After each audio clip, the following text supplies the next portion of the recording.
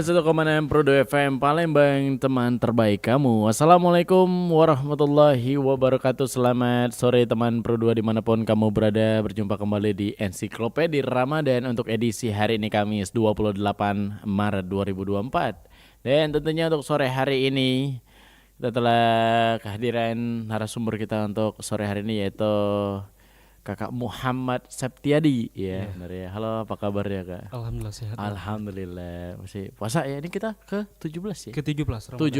17. Masa tadi malam berarti Nuzulul Quran. Iya, Nuzulul Quran. Alhamdulillah. Alhamdulillah, Iya. insyaallah. Alhamdulillah enggak berasa 13 hari lagi. Insyaallah. Semoga lancar terus puasanya. Amin, Dan ya Allah. sore hari ini dengan tema hijrah itu gampang, istiqomah itu sulit. Oke, ini materinya yaitu dengan Kak Muhammad Septiadi. Udah siap untuk materinya sore hari ini? Insyaallah siap. Oke, kami persilahkan. Bismillahirrahmanirrahim. Assalamualaikum warahmatullahi wabarakatuh. Waalaikumsalam warahmatullahi wabarakatuh. Innal hamdalillah nahmaduhu wa nasta'inuhu wa nastaghfiruh wa na'udzubillahi min syururi anfusina wa min sayyiati a'malina may yahdihillahu fala mudhillalah wa may yudhlil fala hadiyalah. Asyhadu an la ilaha illallah wahdahu la syarikalah wa asyhadu anna Muhammadan 'abduhu wa rasuluh la nabiyya ba'da. Allahumma shalli ala sayyidina Muhammad wa ala ali sayyidina Muhammad amma ba'd.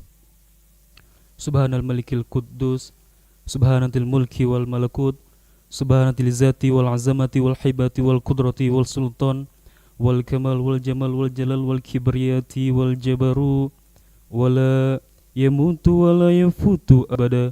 Subuhun quddus rabbuna wa rabbul malaikati war ruh. Subhanallah walhamdulillah wala ilaha illallah wallahu akbar wala hawla wala quwwata illa billahil aliyyil azim amma ba'd. Allahumma salli ala sayyidina Muhammad wa ala ali sayyidina Muhammad. Qala Allah ta'ala fi kitabil karim a'udzu billahi minasyaitonir rajim. Bismillahirrahmanirrahim. La in syakartum la azidannakum wa la in kafartum inna adzabi lasyadid. Barang siapa yang mensyukuri nikmatku kata Allah, maka akan kutambah nikmat itu. Dan barang siapa yang mengkufuri nikmatku kata Allah, maka azab Allah amatlah sangat pedih. Hadirin yang insyaallah Allah muliakan, apa kabar teman-teman Pro 2 yang insyaallah Allah muliakan?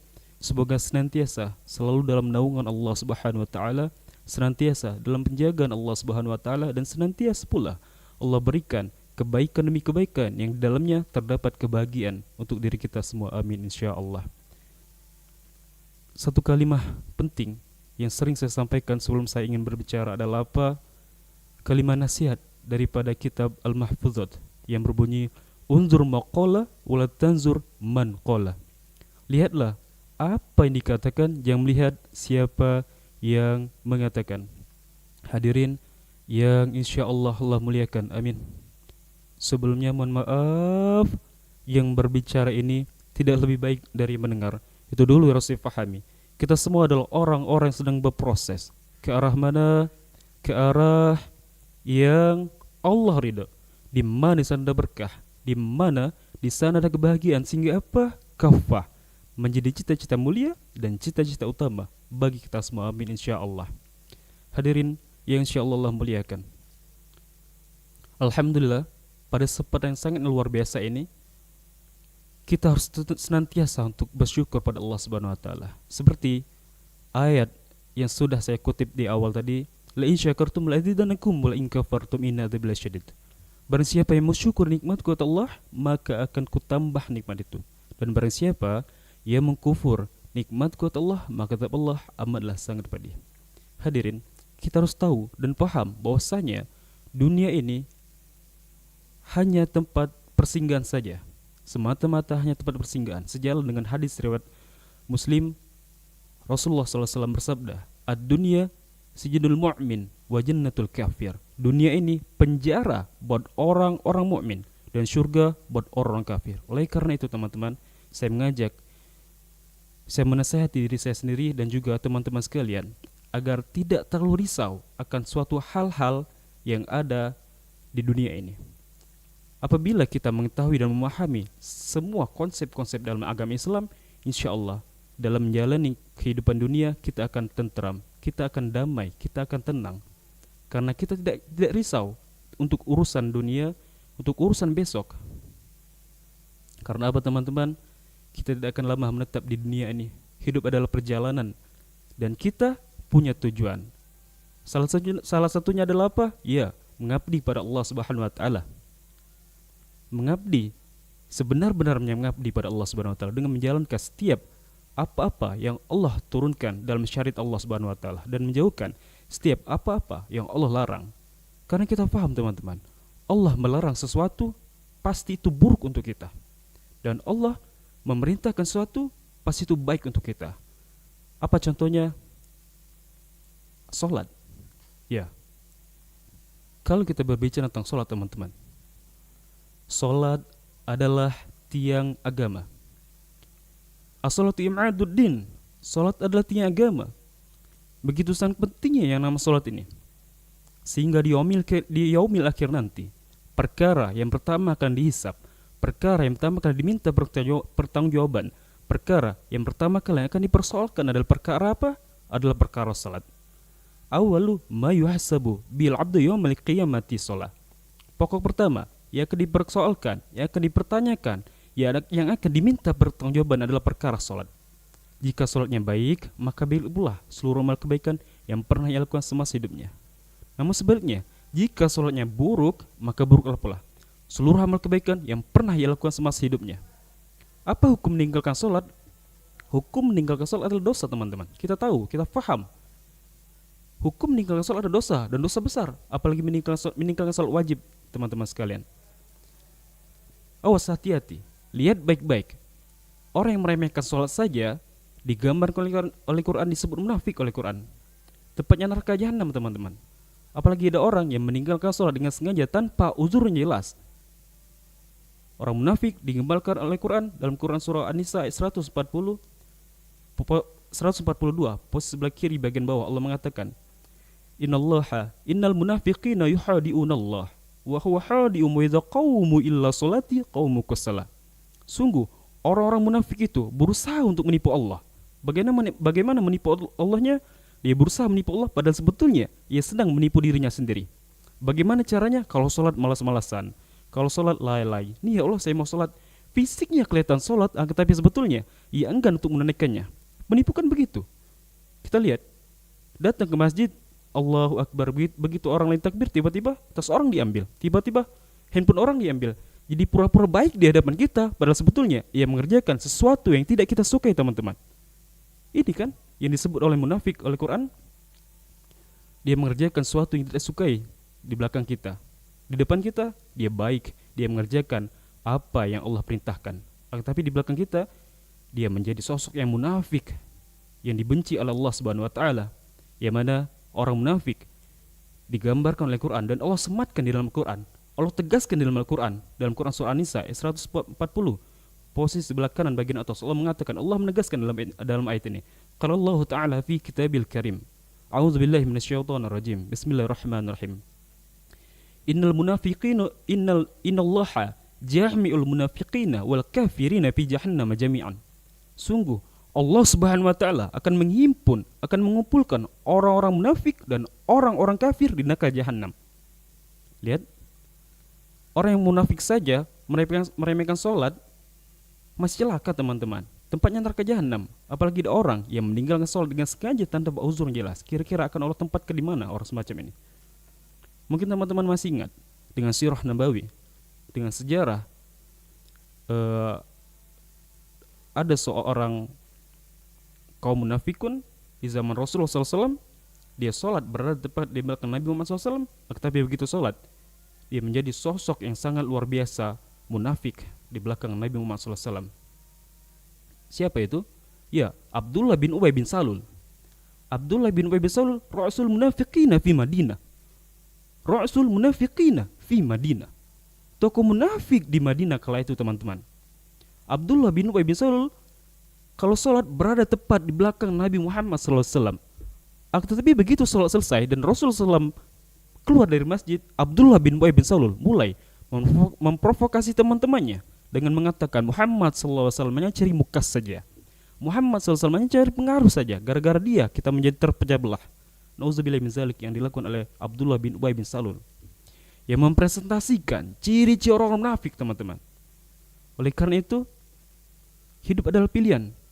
Setelah saya sampaikan di awal tadi, antara ingin menjadi munafik atau orang yang beriman di hadapan Allah Subhanahu wa taala.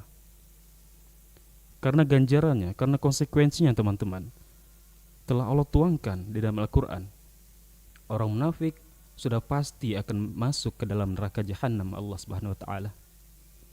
Karena itu, jangan pernah risau soal urusan dunia, teman-teman. Jangan pernah risau soal masa depan kita, karena ketentuan apapun itu sudah Allah gariskan untuk diri kita. Setiap manusia ada bagiannya, teman-teman. Tinggal takdir itulah yang kita tentukan sekarang ini. Takdir bisa kita ubah sejalan apa yang kita usahakan untuk takdir itu. Teman-teman ingin jodoh yang baik, maka takdir itu bisa kita upayakan dengan memperbaiki terlebih dahulu diri kita. Karena itu Allah janjikan laki-laki baik untuk perempuan baik, dan juga sebaliknya, teman-teman. Karena itu, teman-teman, ketika kita paham konsep agama Islam, karena Allah juga telah rangkum semua hal-hal yang berkaitan dunia akhirat di dalam Al-Quran, seharusnya kita gampang untuk hidup ini, teman-teman. Seharusnya kita bersyukur dalam keadaan Islam, yang mana dari hal sekecil apapun Allah telah atur. Contoh, dari hal buang kecil, air kecil, dan juga hal sangat besar, yaitu perperangan. Semua itu ada aturannya, teman-teman. Hidup ini perlu aturan. Untuk apa?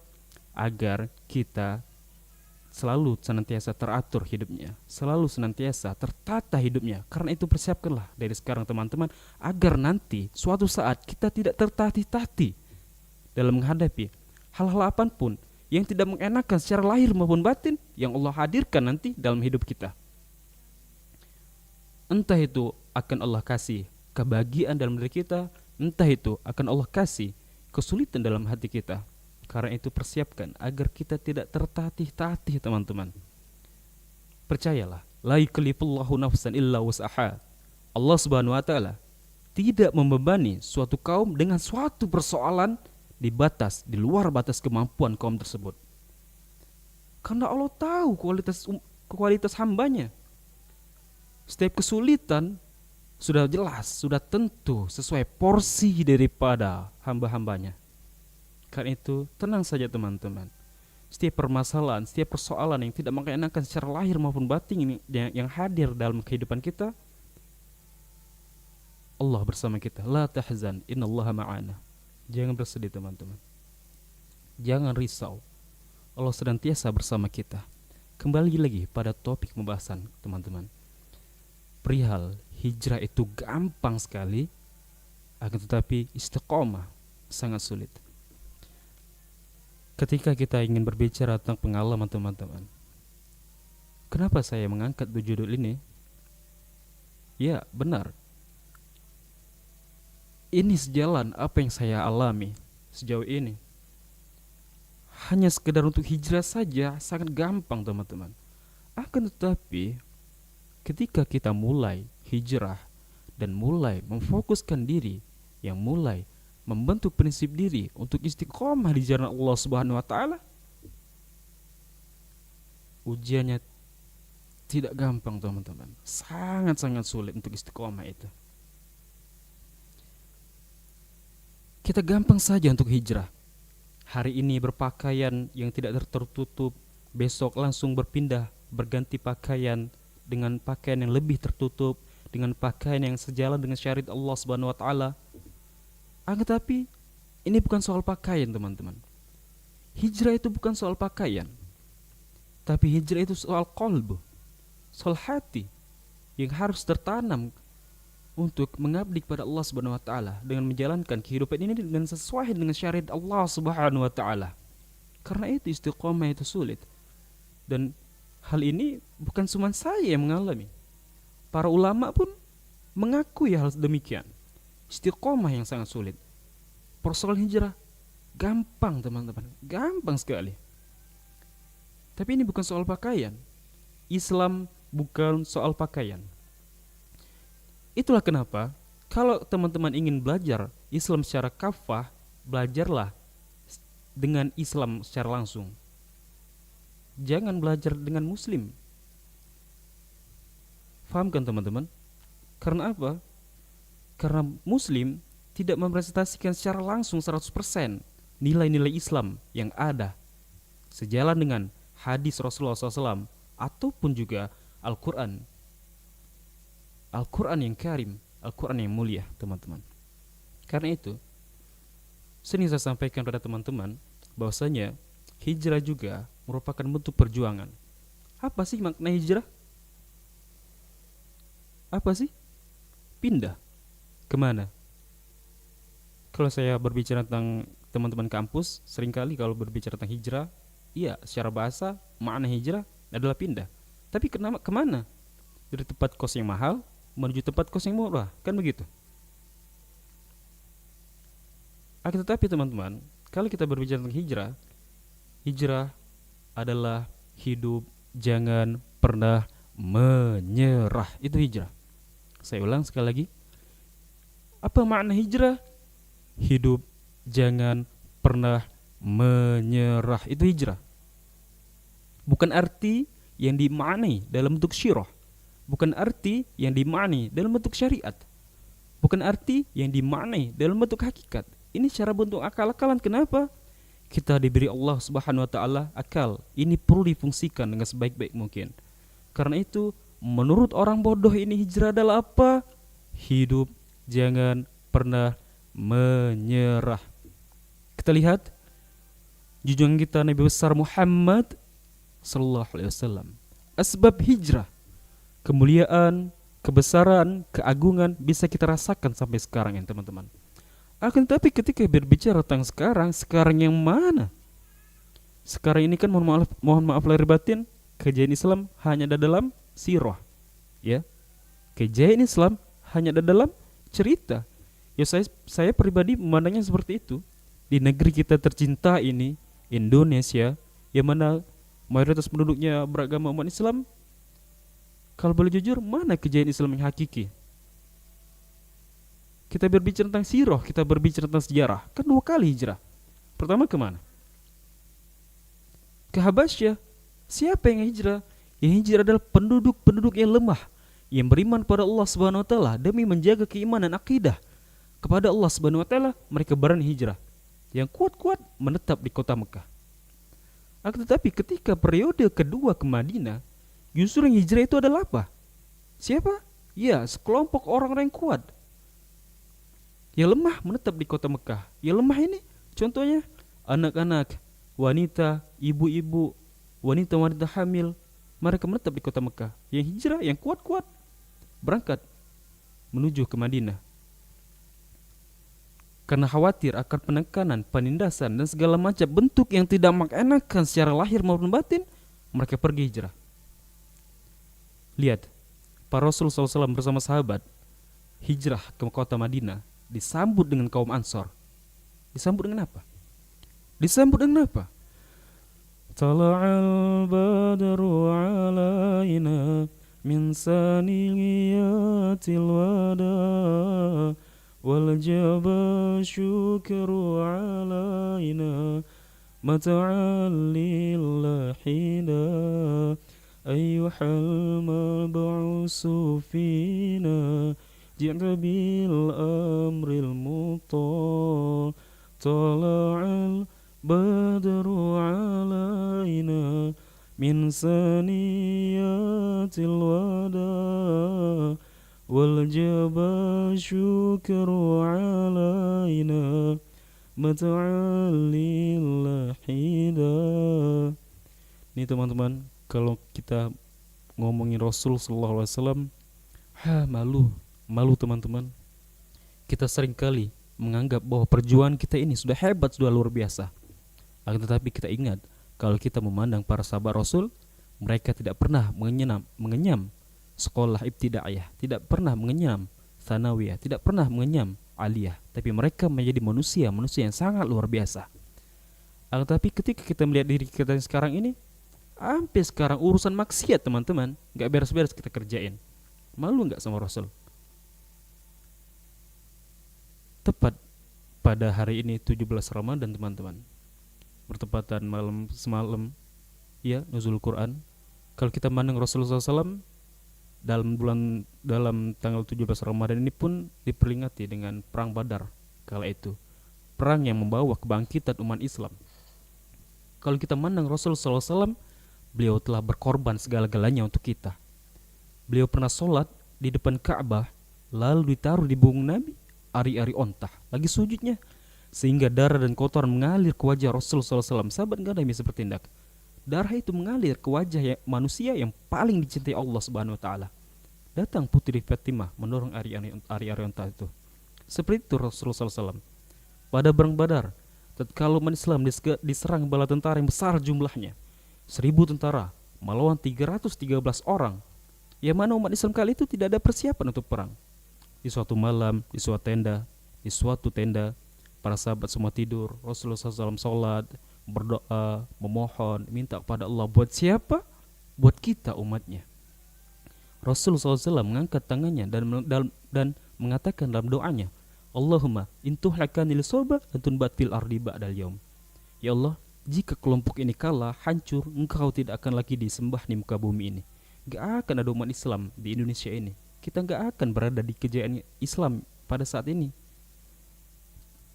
Kemudian Rasulullah SAW mengangkat tangan doanya dan mengatakan dalam doanya, Allahumma anjis wa'adaka ladzi wa'adat. Ya Allah, janjimu kepadaku ya Allah, tolong kau tepati ya Allah.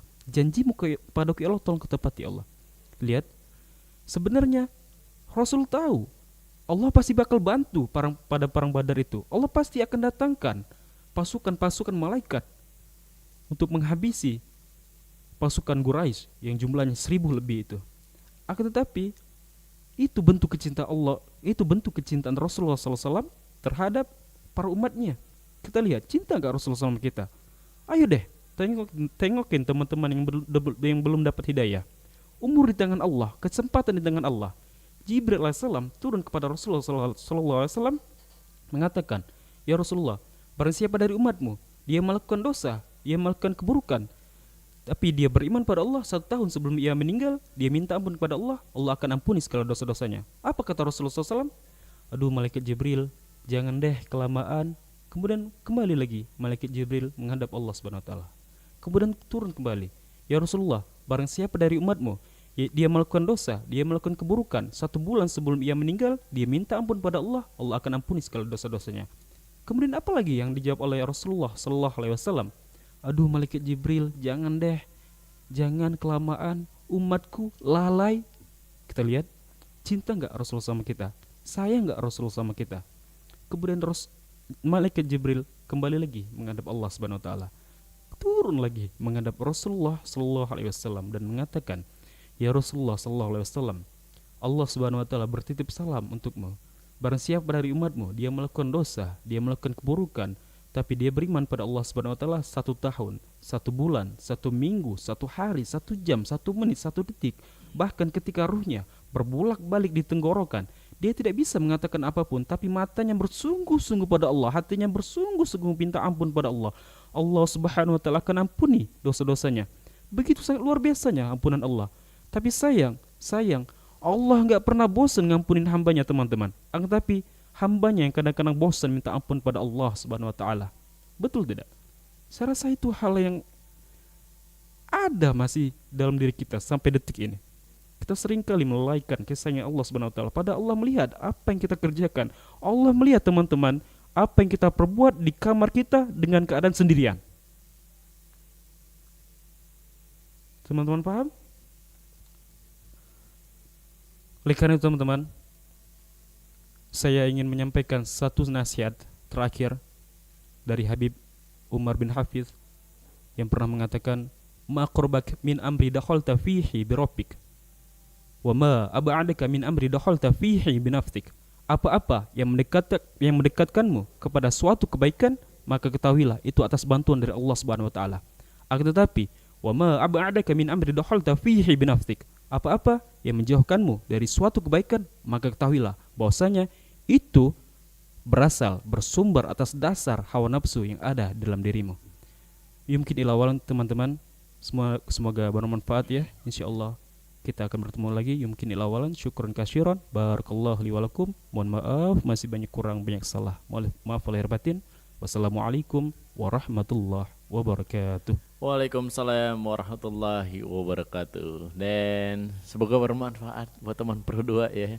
Tentunya dengan materi kita pada sore hari ini, yaitu hijrah itu gampang, istiqomah itu sulit. Bener banget ya Kak Septiadi ya. Iya, Masya Allah. Dan tentunya untuk sore hari ini, dari Ensiklopedia Ramadan edisi Kamis 28 Maret 2024 bersama Muhammad Septiadi. Dan tentunya Kak Husda juga harus pamit sejenak dari ruang dengar kamu teman Pro 2, karena sesaat lagi kita akan beralih ke Pro 1 Palembang untuk mengikuti siaran menanti saat berbuka puasa dari Masjid Agung Palembang. Dan akhir kata, wabillahi taufiq wal hidayah. Wassalamualaikum warahmatullahi wabarakatuh. Waalaikumsalam warahmatullahi wabarakatuh. Udahan dulu ya Ensiklopedia Ramadan hari ini. Sampai ketemu di Ensiklopedia Ramadan selanjutnya.